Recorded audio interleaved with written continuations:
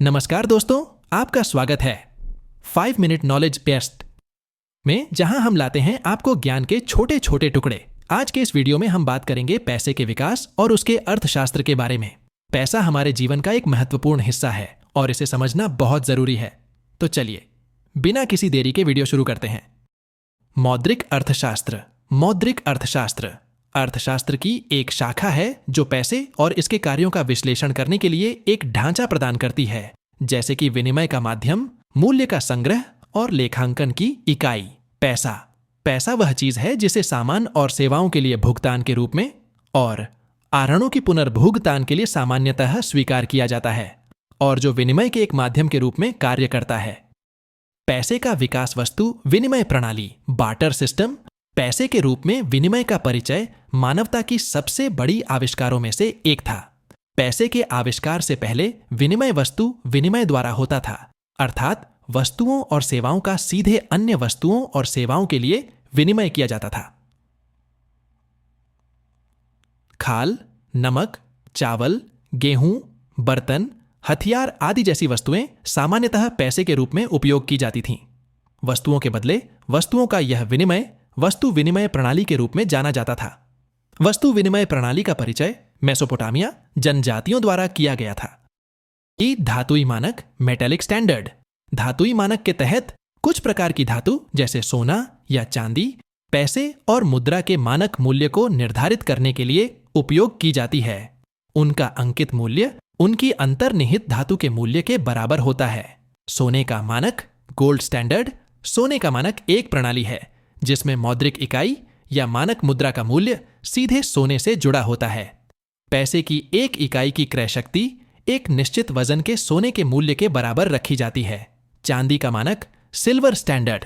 चांदी का मानक एक मौद्रिक प्रणाली है जिसमें मानक आर्थिक लेखांकन इकाई एक निश्चित वजन की चांदी होती है।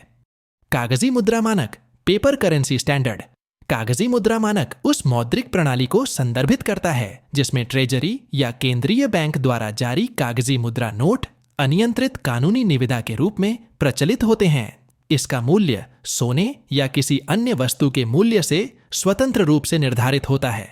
मुद्रा में प्रचलन की मात्रा को मूल्य स्थिरता बनाए रखने के लिए मौद्रिक प्राधिकरण द्वारा नियंत्रित किया जाता है। प्लास्टिक पैसा, प्लास्टिक मनी। पैसे का नवीनतम प्रकार प्लास्टिक पैसा है। प्लास्टिक पैसा वित्तीय उत्पादों के सबसे विकसित रूपों में से एक है। प्लास्टिक पैसे के विभिन्न रूप हो सकते हैं जैसे cash card, credit card, debit card, prepaid cash card, store card, forex card और स्मार्ट कार्ड। क्रिप्टोकरेंसी यह एक डिजिटल मुद्रा है जिसमें इकाइयों के निर्माण को नियंत्रित करने और निधियों के हस्तांतरण को सत्यापित करने के लिए एन्क्रिप्शन तकनीकों का उपयोग किया जाता है जो केंद्रीय बैंक के स्वतंत्र रूप से संचालित होती है। उदाहरण बिटकॉइन। बंजर पैसा, बैरन मनी। ऐसा पैसा जो कोई ब्याज नहीं कमा रहा है। ऐसा पैसा जो कहीं निवेशित नहीं है। ऐसा पैसा जो सुरक्षित जमा लॉकर में रखा गया है। फिएट पैसा, फिएट मनी। फिएट पैसा वह है जिसे कानूनी निविदा घोषित किया गया है। इसमें किसी भी प्रकार की मुद्रा शामिल होती है जो प्रचलन में है, जैसे कागज का पैसा या सिक्के। फिएट पैसा किसी भौतिक वस्तु के बजाय एक देश की सरकार द्वारा समर्थित होता है। पैसे की आपूर्ति, सप्लाई ऑफ मनी। पैसे की आपूर्ति का अर्थ है अर्थव्यवस्था में कुल राशि। यह उस समय में अर्थव्यवस्था में प्रचलन में पैसे की मात्रा को संदर्भित करता है। पैसे की आपूर्ति मूल्य स्तर और ब्याज दरों के निर्धारण में एक महत्वपूर्ण भूमिका निभाती है। भारत में मुद्रा नोट भारतीय रिजर्व बैंक (RBI) द्वारा जारी किए जाते हैं और सिक्के वित्त मंत्रालय भारत सरकार GOI द्वारा जारी किए जाते हैं। पैसे की आपूर्ति के निर्धारक। 1. मुद्रा जमा अनुपात, currency deposit ratio CDR। 2. Reserve जमा अनुपात, रिजर्व डिपॉजिट रेशियो RDR। 3. नकद आरक्षित अनुपात, कैश रिजर्व रेशियो CRR। 4. वैधानिक तरलता अनुपात, स्टैट्यूटोरी लिक्विडिटी रेशियो SLR। आपका बहुत बहुत धन्यवाद 5 मिनट नॉलेज को देखने के लिए। अगर आपको हमारा वीडियो पसंद आया हो तो कृपया लाइक करें, शेयर करें और चैनल को सब्सक्राइब करना न भूलें।